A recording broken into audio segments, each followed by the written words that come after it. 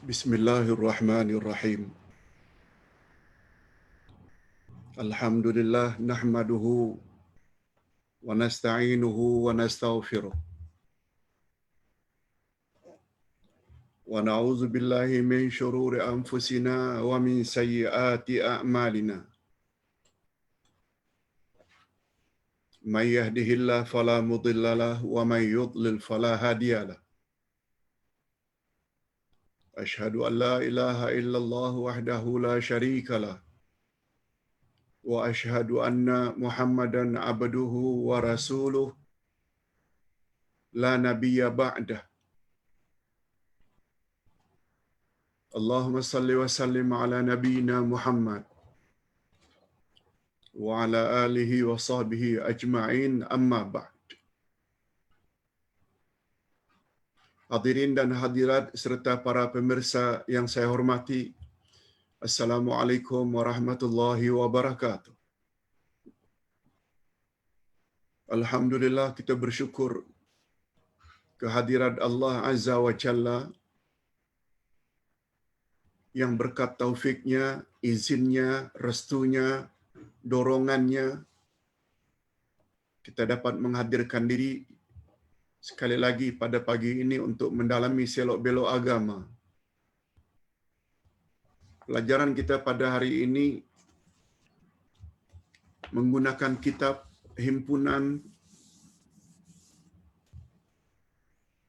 Salat Sunat menurut Sunnah Nabi sallallahu alaihi wasallam. Lihat muka surat 11 di bawah tajuk Hukum Hakam Salat Sunat. Hukum Hakam Salat Sunat.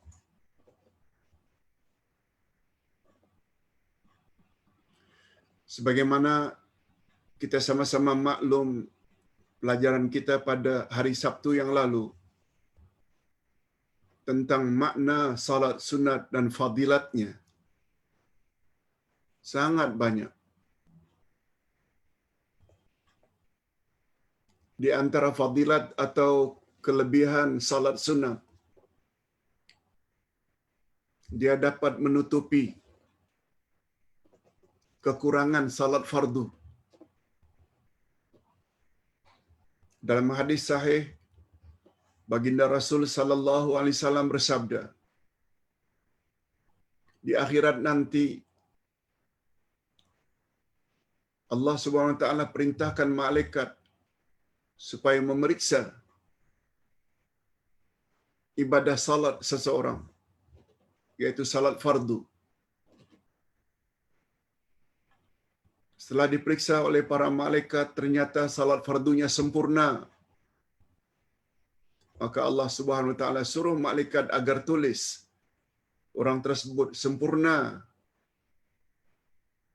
salat wajibnya. Tetapi andai kata laporan kepada Allah oleh malaikat ternyata salat fardunya kurang, tidak sempurna, maka Allah memberi arahan kepada para malaikat tersebut supaya periksa kalau orang tersebut banyak melakukan salat sunat.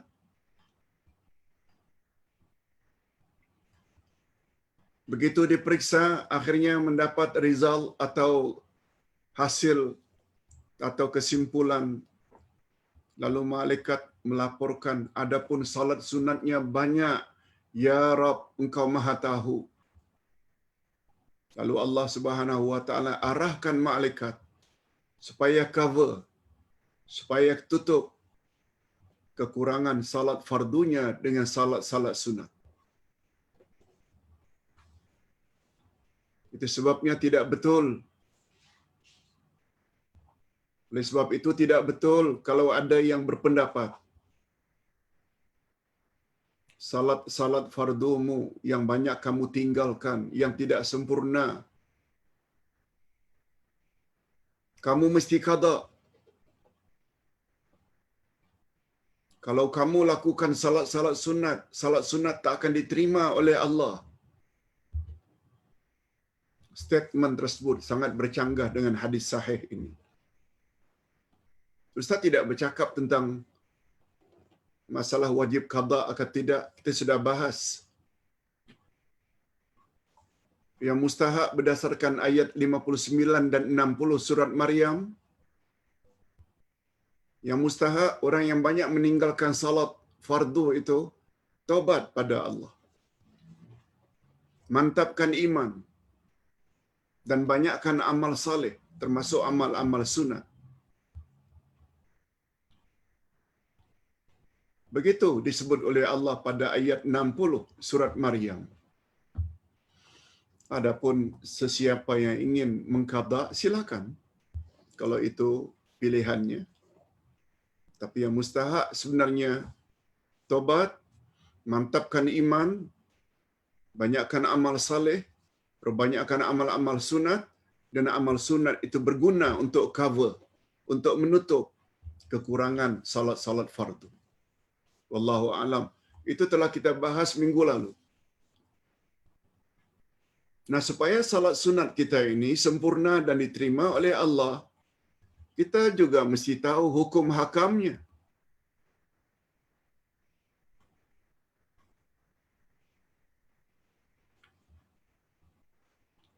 Boleh tak melakukan salat sunat dalam keadaan duduk walaupun mampu?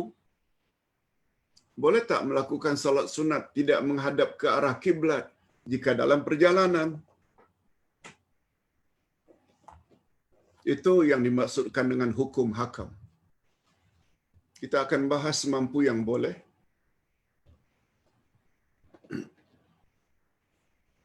Lihat muka surat 11. Salat sunat sambil duduk. Salat sunat boleh dilakukan dalam keadaan duduk walaupun orang tersebut mampu berdiri.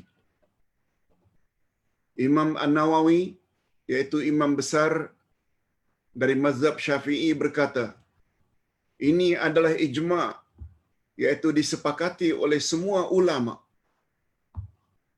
Juga dibolehkan jika sebahagian salat sunat dilakukan sambil berdiri dan sebahagiannya lagi dilakukan dalam keadaan duduk. Adapun salat fardu, maka qiyam atau berdiri tegak adalah rukun. Oleh itu, barang siapa yang meninggalkan qiyam pada salat fardu, zuhur, asar, maghrib, isyak, subuh, padahal dia mampu berdiri, tapi lebih memilih untuk duduk, maka salatnya tidak sah. Sebab berdiri bagi salat fardu adalah rukun. Rukun mesti dibuat. Kecuali jika uzur. Lalu duduk. Sama ada duduk di atas sajadah atau duduk di atas kursi, boleh. Sesuai dengan keselesaan.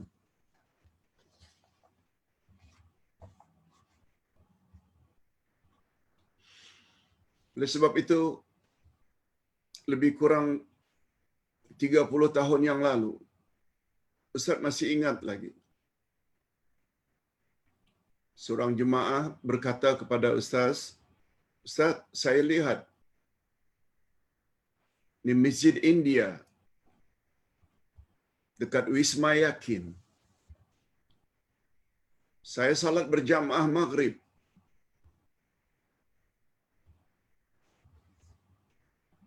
Orang di samping saya ini berdiri tegak macam biasa salat maghrib.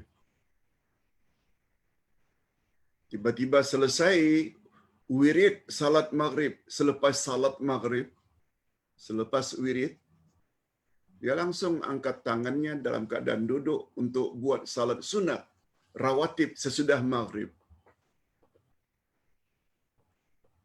Manalah sah? Padahal dia orang yang mampu berdiri.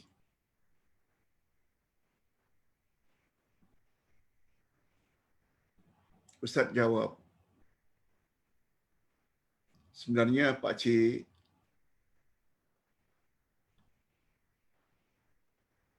qiyam berdiri tegak itu rukun untuk salat fardu saja.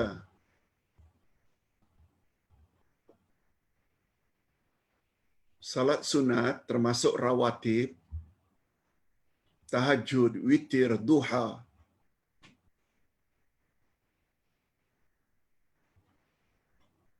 Qiyam, berdiri tegak, bukan rukun.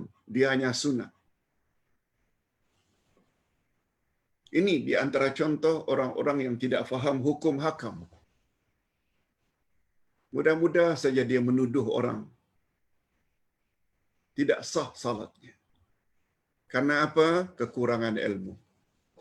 Nak buat contoh. Ini betul-betul terjadi sebab ustaz ditanya. Hadirin dan hadirat rahimakumullah. Kita teruskan. Dari Aisyah radhiyallahu anha tentang salat malam Rasulullah sallallahu alaihi wasallam. Ma ra'aitu Rasulullah sallallahu alaihi wasallam yaqra'u fi syai'in min salatil laili jalisan hatta idza kabira qara'a jalisan hatta idza baqiya alaihi min as-suwar 30 aw 40 ayatan qama faqara'ahunna thumma raka'. Muttafaqun alaih. Hadis ini diriwayatkan bersama oleh Imam Bukhari dan Imam Muslim.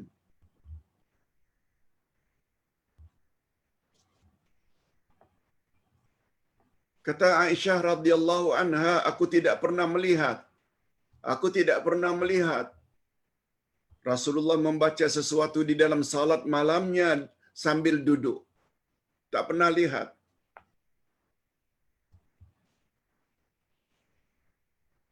Sehingga apabila usia baginda telah lanjut, masuk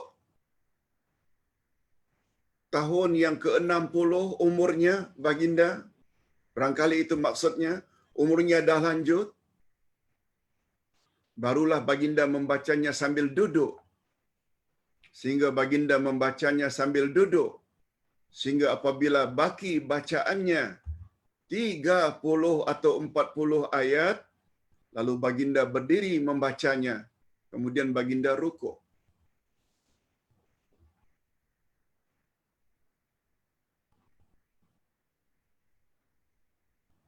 Ustaz buat contoh. Rasulullah salat malam, bacaannya sangat panjang. Kadang-kadang surat Al-Baqarah, ditambah surat Ali Imran, ditambah surat An-Nisa. Hampir 500 ayat.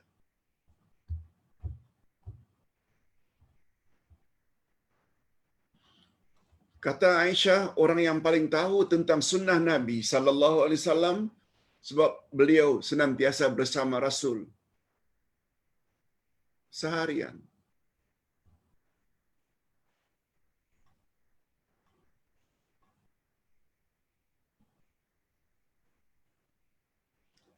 Aku, kata Aisyah, tak pernah lihat Rasulullah salat sunat dalam keadaan duduk, berdiri belaka, kecuali setelah beliau masuk ke lansia, lanjut usia, barangkali mendekati 60, aku lihat, kata Aisyah, baginda salat sunat malam dalam keadaan duduk. Takbir duduk. Lalu beliau membaca doa iftitah Al-Fatihah surah. Taruh umpamanya, beliau baca surah Al-Baqarah yang jumlah ayatnya 286 ayat.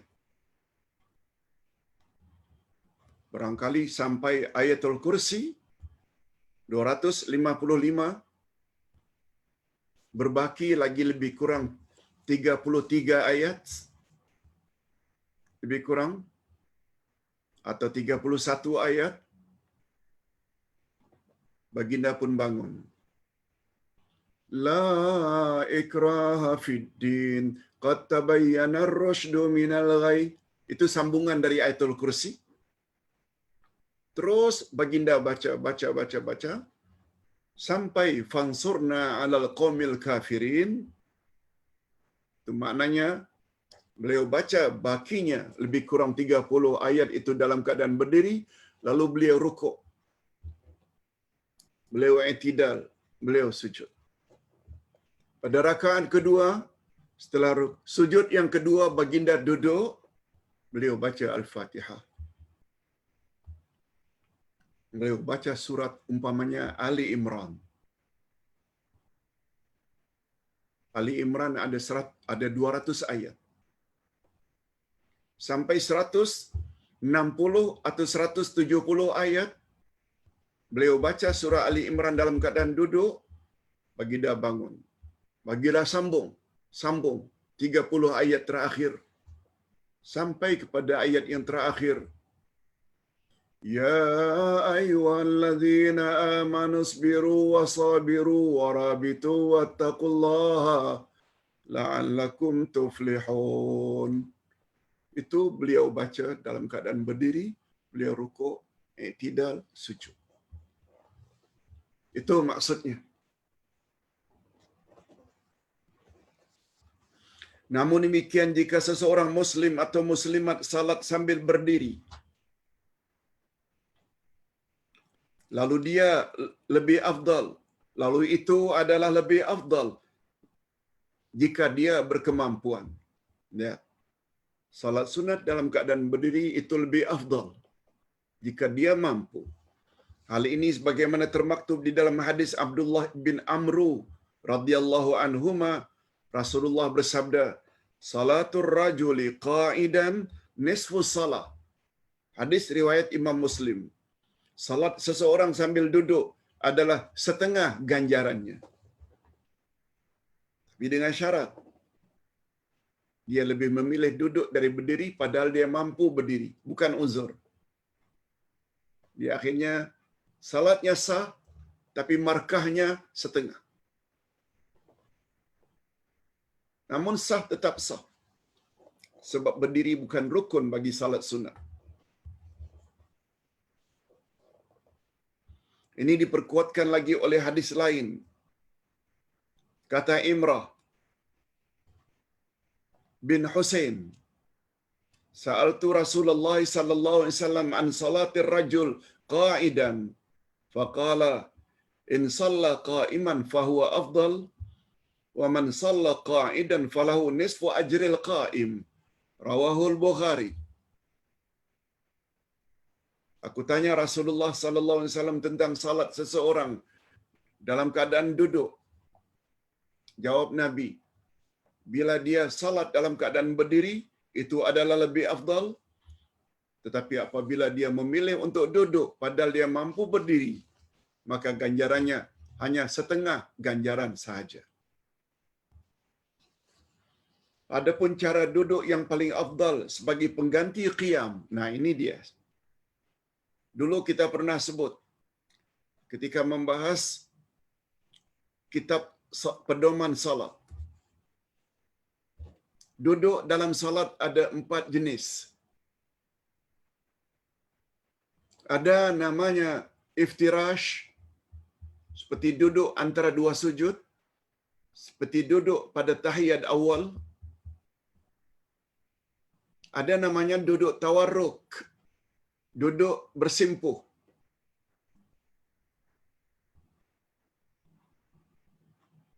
Bagaimana duduknya perempuan biasanya. Itu duduk tahiyat akhir. Ada namanya iqa'. Iqa' maknanya duduk di atas tumit sambil kedua telapak kaki ditegakkan atau dibaringkan. Lalu duduk di atas kedua-dua tumit. Itu namanya iqa'. Adapun yang keempat namanya mutarabbi'. Mutarabbi' maknanya duduk bersila. Setengah orang menggunakan istilah sepanggung, sebagaimana duduk biasanya laki-laki, bersila. Nah, kedudukan qiyam ketika salat duduk adalah mutarabbi'. Itu yang paling elok. Bersila. sama ada laki-laki atau wanita. Tapi ini bukan jadi syarat ya. Dia hanya untuk lebih afdal. Andai kata seseorang lebih memilih untuk iftirash, karena itu dianggap lebih selesa, no problem. Ada orang yang ingin hidup, duduk, bersimpuh, tawarruk, no problem. Setengah orang ingin duduk, iqa' di atas tumit, no problem. Tapi yang dilakukan oleh Nabi, maknanya itu yang paling afdal adalah mutarabbi'. Ini ada hadisnya. Hadis ini diriwayatkan oleh Imam An-Nasai dan Al-Hakim dan Ibnu Huzaimah, yang menurut pakar hadis Syekh Nasruddin Albani, hadis itu sahih. Bunyi hadis, Ra'aitun Nabi sallallahu alaihi wasallam yusalli mutarabbi'an. Begitu kata Aisyah radhiyallahu anha, aku melihat Rasulullah salat duduk sambil bersila. Yes, bersila itu mutarabbi', macam duduknya laki-laki. Imam Ibnul Qayyim, kita tengok dulu pandangan Imam Ibnul Qayyim. Apa kata beliau? Ada 3 cara Rasulullah melakukan salat malamnya. Ada 3 cara Rasulullah melakukan salat malamnya.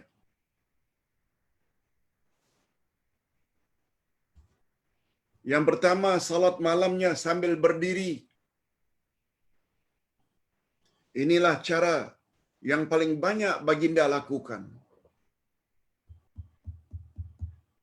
Bayangkan, sejak umur 40 tahun diangkat menjadi Rasul.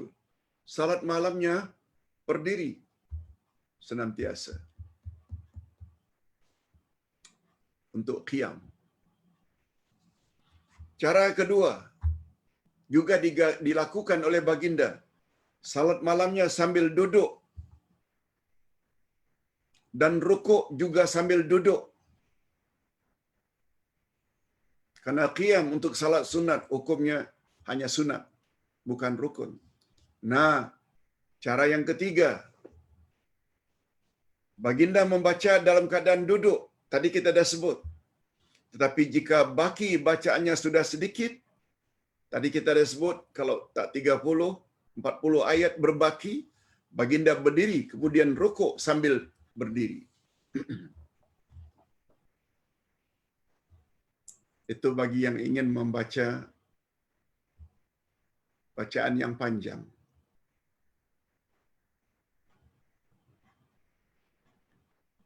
Kalau kita ingin baca yang panjang juga boleh. Baca yang pendek pun boleh. Sebab pembahasan kita ni sekarang ni tentang duduk, bukan tentang bacaan. Adapun menurut Syekh Abdul Aziz bin Baz, mantan mufti Arab Saudi, Allah yarhamu, jika digabungkan semua riwayat daripada Aisyah radhiyallahu anha, terdapat 4 cara salat malam Rasulullah. Nah, beliau menyimpulkan pula ada 4 cara. Kalau Imam Ibnul Qayyim tadi menyebut 3, Syekh bin Baz kata beliau ada 4 cara. Cuba kita tengok satu demi satu. Baginda salat sambil berdiri dan rukuk juga berdiri. Nah, itu yang paling banyak tadi menurut Imam Ibnul Qayyim. Yang kedua, baginda salat sambil duduk. Salat sunat sambil duduk. Tetapi jika baki bacaannya lebih kurang 30 atau 40 ayat, lalu baginda berdiri, meneruskan ayat-ayat yang berbaki, kemudian rukuk dalam keadaan berdiri. Yes. Kemudian baru sujud. Yang ketiga, baginda salat sambil duduk. Dan jika selesai semua bacaannya,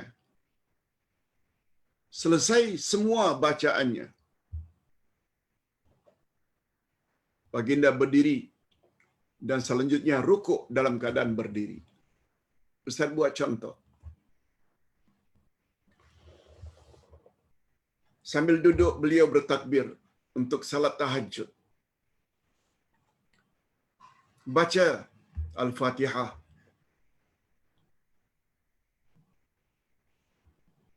Baca surat Ad-Duha atau surat Alam Nashrah.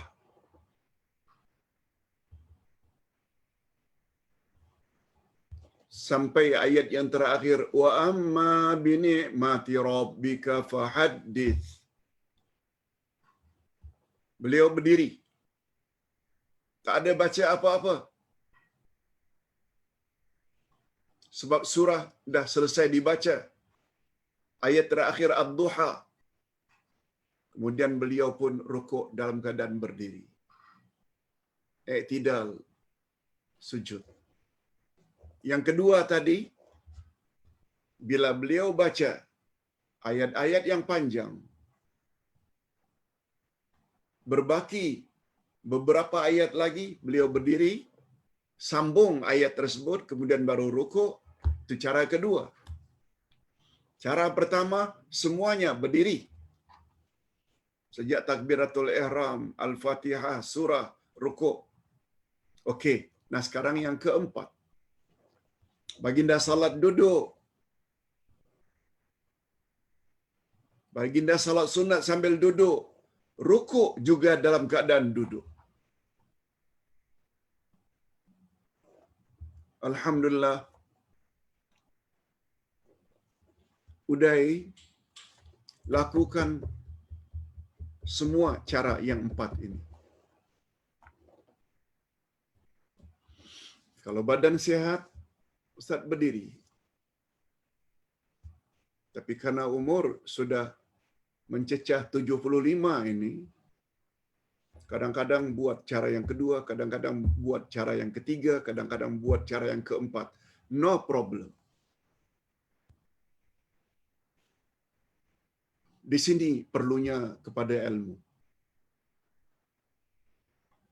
Jika ada ilmu, macam-macam cara kita boleh buat. Dan tidak menyusahkan. Agama Islam memang tak susah pun. Tapi mesti ada ilmu. Mudah-mudahan para jemaah sekalian juga boleh berbuat sebagaimana panduan-panduan ini. Itu sebabnya bila kita belajar dengan buku, dia lebih senang. Andai kata dalam ceramah kita tak begitu faham, kita ulang lagi. Kita ulang sampai faham.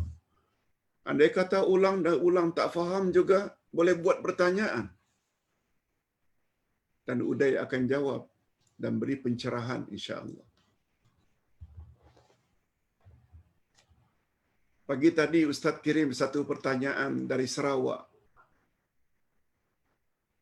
Yang bertanya,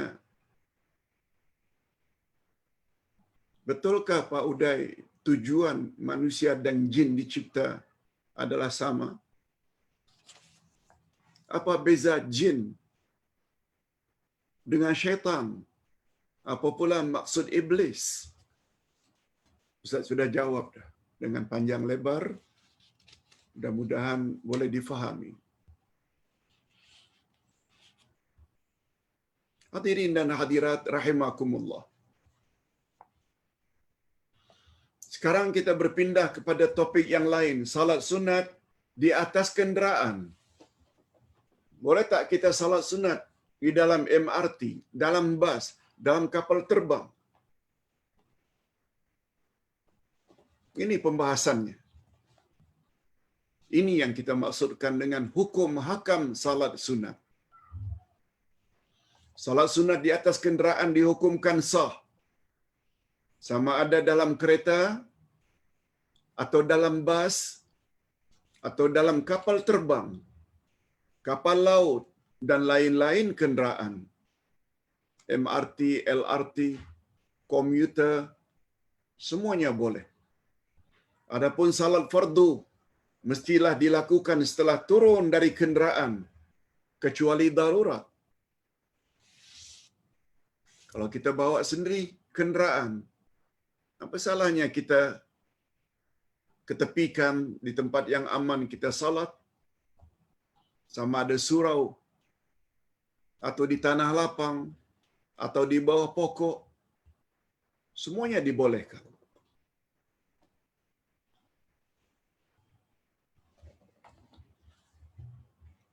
Tapi jangan keluar ya kalau naik pesawat.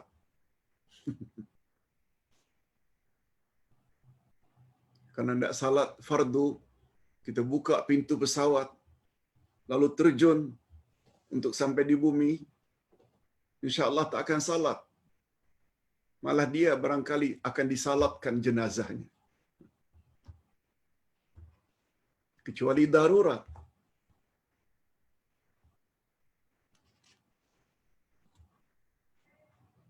Untuk salat fardu, karena qiyam untuk salat fardu adalah rukun, kecuali darurat atau emergency.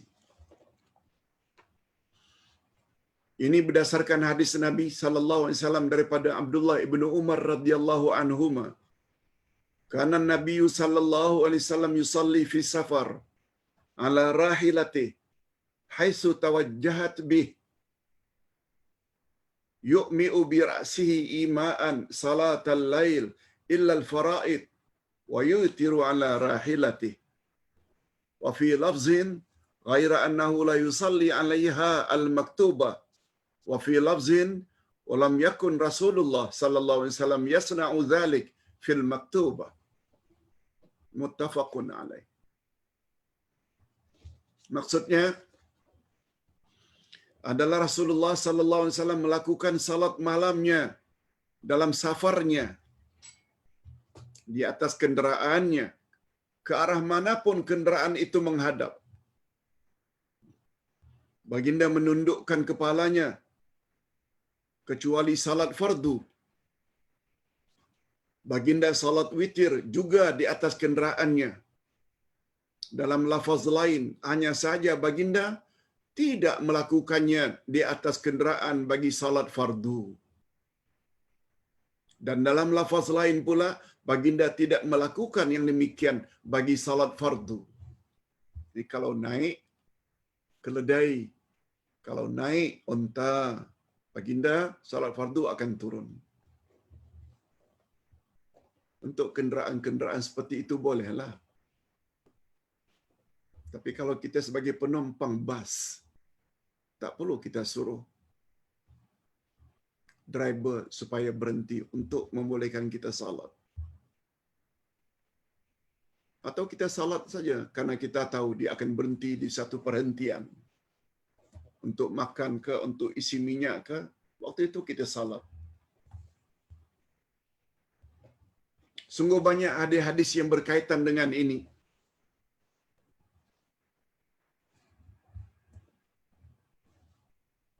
Antara lain hadis Nabi sallallahu alaihi wasallam.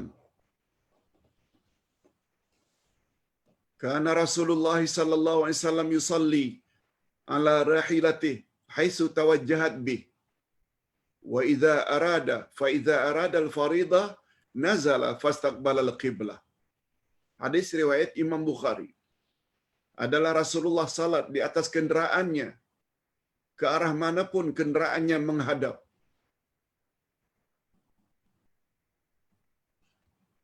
Tetapi apabila baginda ingin melakukan salat fardu, lalu baginda turun dari kenderaannya kemudian menghadap ke arah kiblat. Hadis riwayat Imam Bukhari. Namun demikian bagi orang yang melakukan salat sunat di atas kenderaan, disunatkan menghadap ke arah kiblat ketika takbiratul ihram.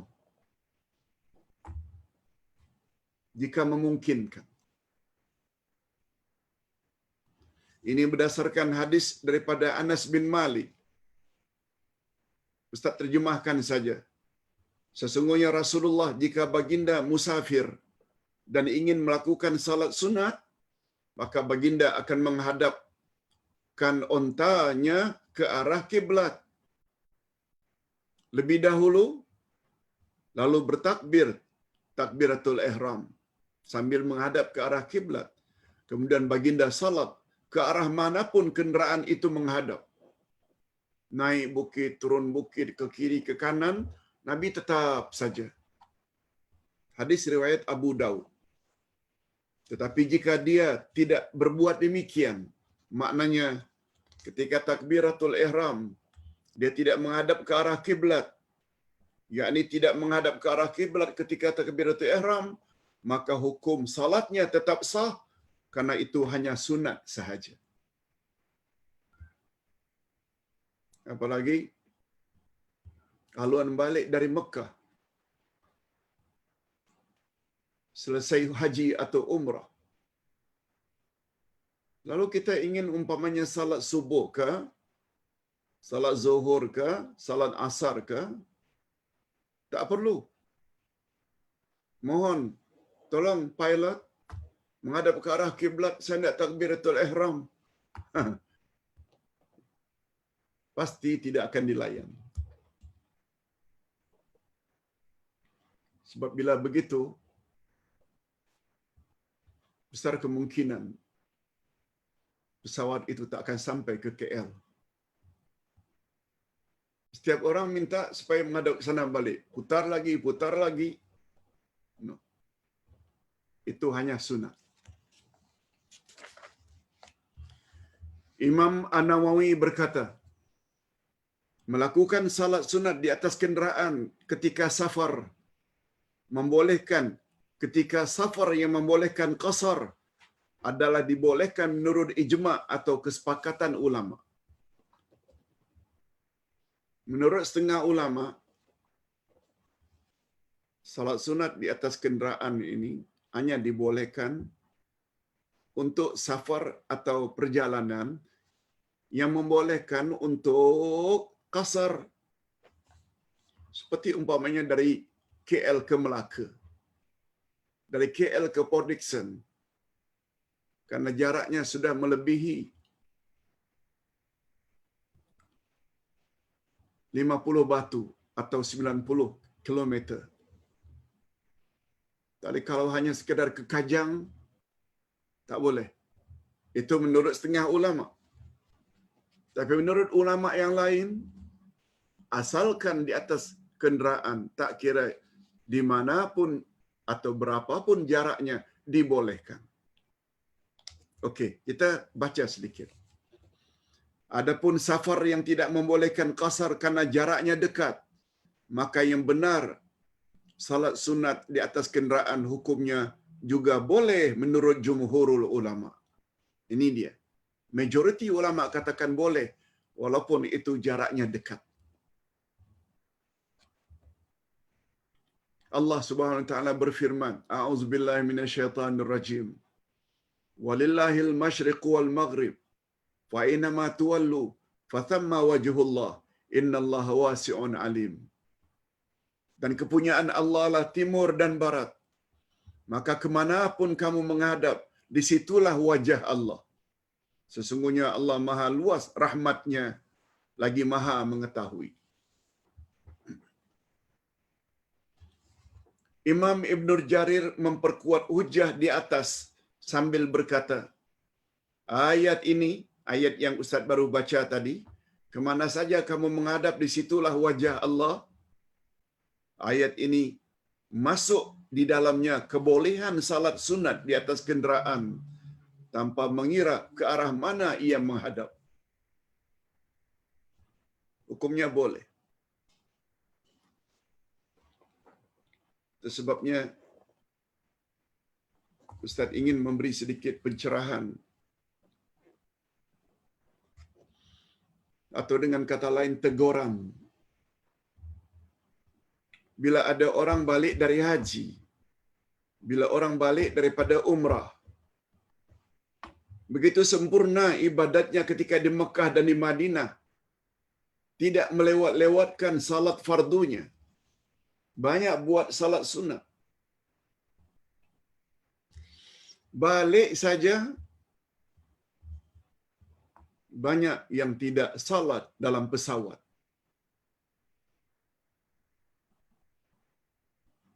Kononnya macam mana tidak salat Sebab kita dalam posisi membelakangi Kaabah. Ditambah pula fatwa setengah ustaz-ustaznya yang membimbing, jangan salah. Buat saja salat hormat waktu. Hadirin dan hadirat, tidak pernah ada datang dari Nabi sallallahu alaihi wasallam yang dipanggil dengan salat sunat hormat waktu. Salat saja, wajib ke sunat ke, walau tidak menghadap ke arah kiblat. Karena tak belajar.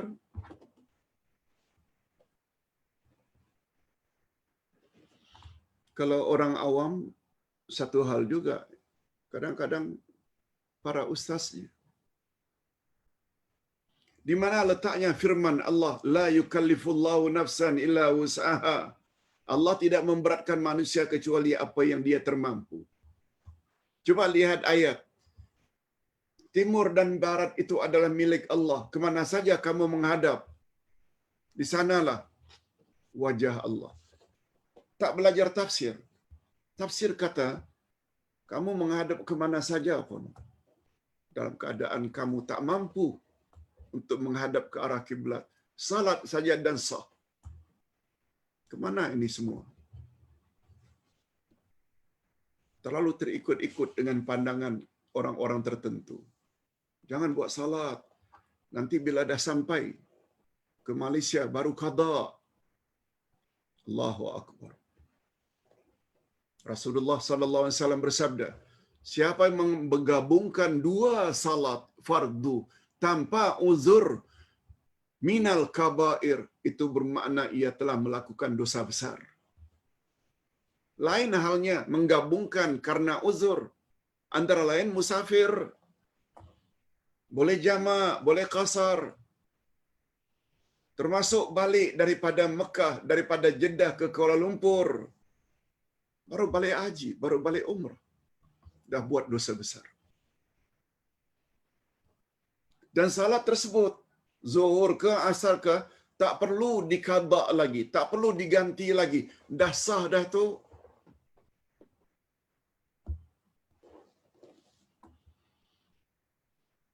Inilah kalau belajar tidak merujuk kepada Quran dan sunnah Nabi sallallahu alaihi wasallam, dia akan jadi macam itu. Ustaz ingin tegaskan, tidak pernah datang dari Nabi istilah salat hormat waktu. Salat saja. Ittaqullaha mastata'tum. Dalam surat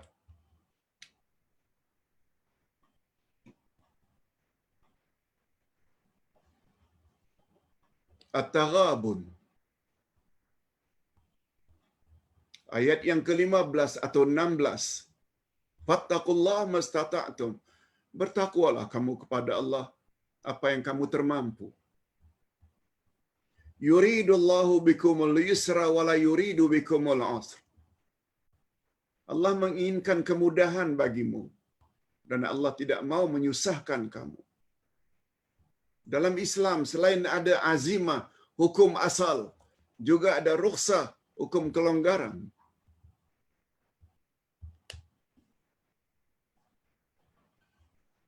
Rasulullah sallallahu alaihi wasallam bersabda, Allah suka awak mengamalkan keringanan sebagaimana Allah suka kamu melakukan hukum asal.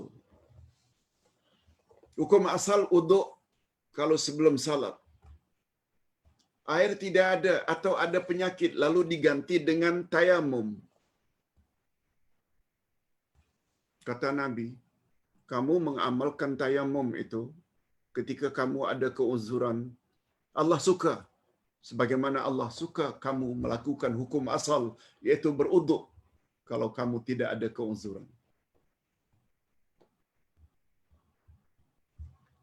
Itu sebabnya baru-baru ini muncul isu orang yang tidak salat Jumaat 3 kali berturut-turut perlu tobat. kata seorang ustazah. Padahal manusia, umat Islam, laki-laki, bukan tak mahu. Cuma itu arahan ulil amri. Ada ketetapan PKP, SOP.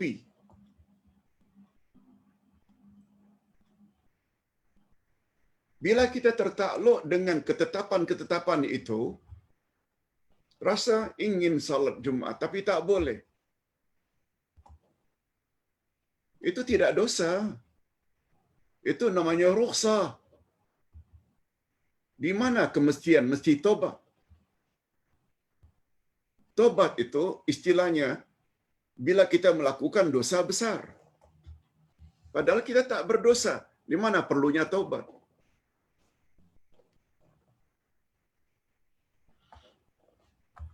Sungguh banyak ustaz-ustaz yang telah memberi komen, memberi teguran positif bahawa pandangan orang yang tidak salat Jumaat perlu tobat itu tidak tepat. Sebab kita sudah diberi kemudahan oleh agama. Dan itu bukan dosa. Kalau tak dosa, di mana perlunya tobat? Hadirin dan hadirat rahimakumullah. Ibnu Hajar Al-Asqalani, Ibnu Hajar berkata, Al-Hafiz Ibnu Hajar menyebut, pandangan Imam At-Tabari, jumhurul ulama berhujjah bahawa Allah Subhanahu Wa Taala telah menjadikan tayamum sebagai rukhsah. Nah, ini dia. Tayamum sebagai rukhsah atau kelonggaran bagi orang yang sakit atau musafir. Para ulama sepakat tentang kebolehan tayamum bagi orang musafir keluar kota dalam jarak atau satu batu atau kurang. Dia berniat pula akan kembali ke rumahnya, bukan kepada safar yang lain. Sedangkan dia tidak mendapat air untuk berwuduk. Boleh hukumnya. Oleh itu, sebagaimana dalam hal ini, ia dibolehkan bertayamum dalam jarak safar yang demikian kadarnya. Maka dibolehkan pula baginya untuk melakukan salat sunat di atas kenderaannya dalam jarak demikian. Karena ada persamaan di antara keduanya di dalam rukhsah atau kelonggaran. Ini pandangan bukan sembarang orang, Al-Hafiz Ibnu Hajar yang mensyarah kitab atau Sahih Bukhari. Walaupun barangkali kita tidak amalkan, tidak ikut pandangan beliau, tak mengapa. Tapi bila ada orang yang ikut, tolong jangan kita katakan tak sah, tak betul. Nah, di sinilah perlunya kita kepada perluasan ilmu. Ustaz pernah sebut, mungkin banyak ilmu kita membuat kita tidak mudah untuk menyalahkan orang lain yang amalannya berbeza dengan amalan kita.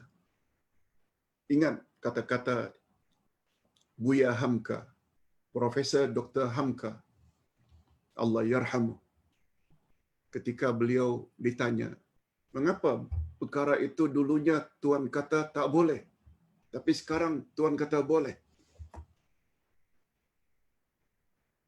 Jawab beliau, dulu saya hanya baca satu buku. Sekarang saya sudah baca 1000 buku. Ia memberi isyarat. Semakin luas ilmu kita, makin banyak ilmu kita, semakinlah kita tawaduk dan tidak cepat mempersalahkan orang lain. Ini belum lagi bila kita lihat dari sudut ta'addudus sunan. Sunnah Nabi itu berbilang-bilang. Salawat cara ini boleh, salawat cara ini boleh, asalkan dia datang dari Nabi. Doa iftitah, yang ini boleh, ini boleh, ini boleh. Semuanya boleh, asalkan ada dalil.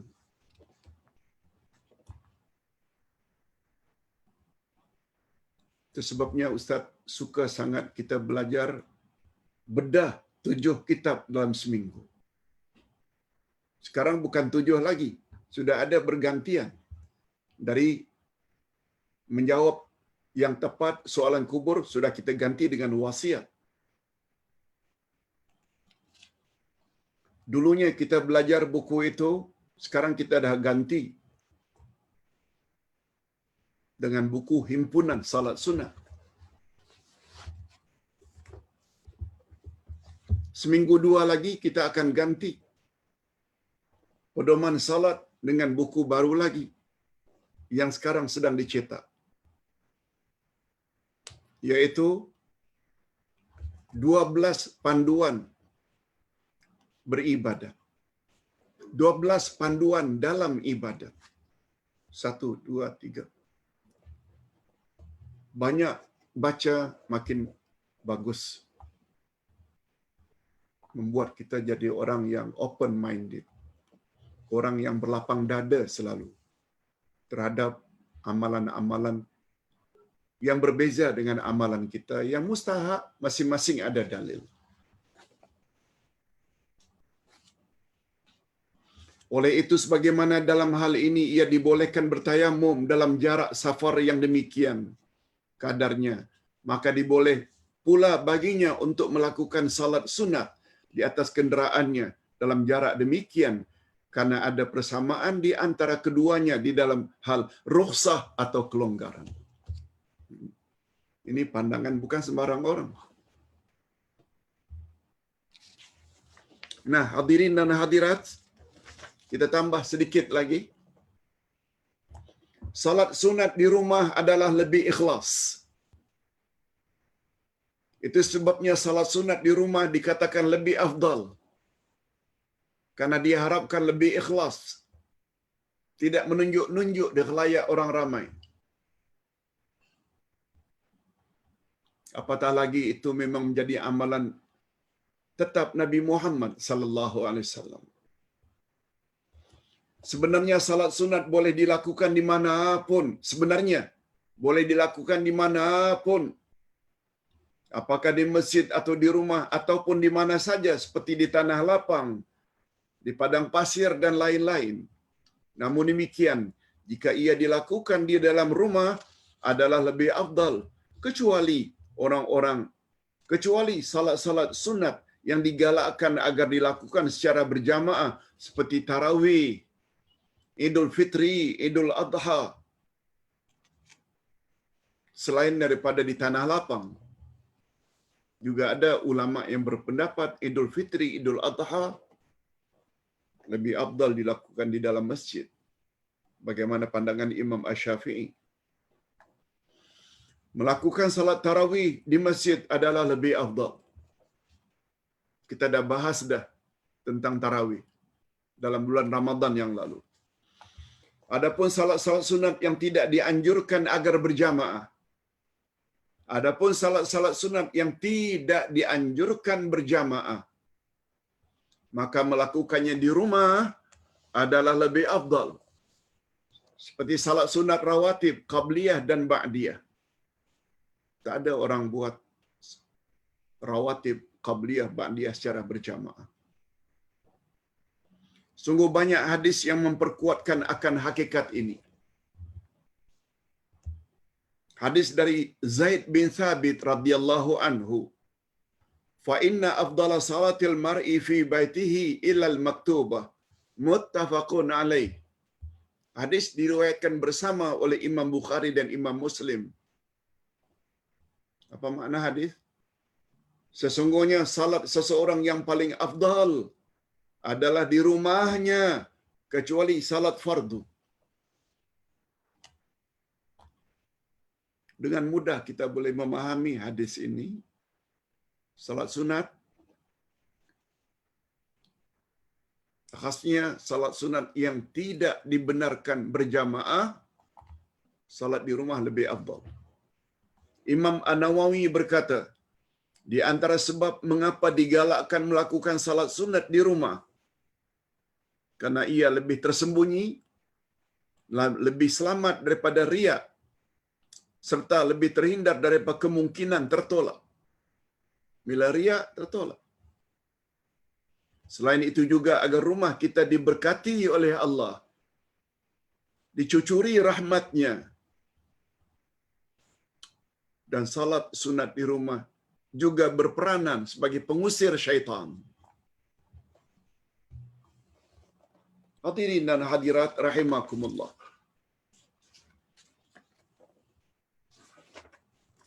Nampaknya kita perlu sekali lagi untuk membahas tentang hukum hakam salat sunat.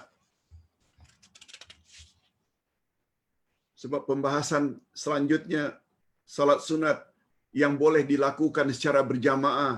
Nah, salat-salat apa? Selanjutnya,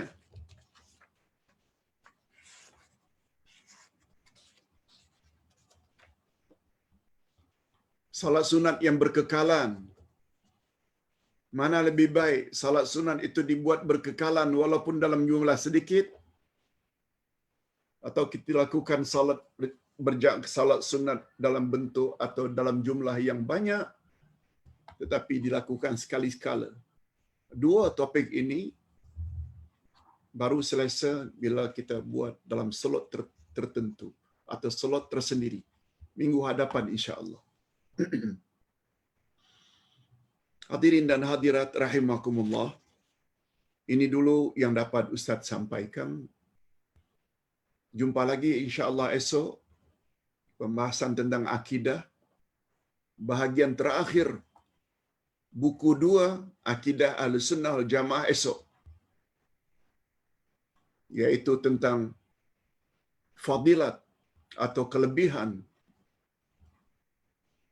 iman kepada al-ma'iyah. Pembahasan beberapa ayat-ayat al-ma'iyah esok insya-Allah jam 10.30.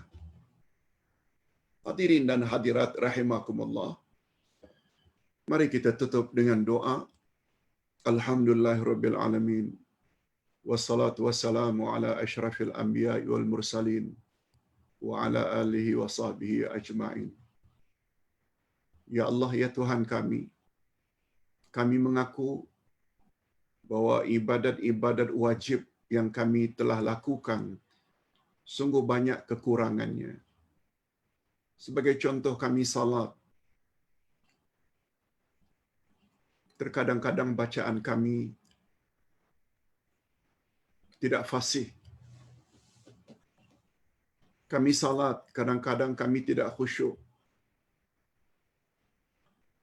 Kami salat berjamaah, terkadang-kadang kami bergerak lebih awal dari imam. Kami salat fardu, tapi kadang-kadang salat fardu kami lakukan pada penghujung waktu. Dan kami sungguh berbahagia, ya Allah, bahwa Engkau telah menetapkan bahwa salat-salat sunat kami dapat menutup kekurangan-kekurangan salat fardu. Namun demikian, peranan salat sunat yang dapat menutup kekurangan salat fardu, mestilah salat sunat yang sempurna. Kami yakin tanpa ilmu, sesuatu yang kami lakukan pasti tidak akan sempurna. Oleh sebab itu, berilah kami dorongan, ya Allah, restu, taufik untuk terus mendalami selok-belok agama, termasuk selok-belok tentang salat sunat. Allahumma khtim lana bihusnil khatimah wa la takhtim alina bisu'il khatimah. Wa sallallahu ala nabiyyina Muhammad wa ala alihi wa sahbihi ajma'in. Subhana rabbika rabbil izzati amma yasifun. Wa salamun alal mursalin. Walhamdulillahi rabbil alamin. Subhanakallahumma wa bihamdik. Asyhadu an la ilaha illa anta astaghfiruka wa atubu ilaik. Assalamualaikum warahmatullahi wabarakatuh.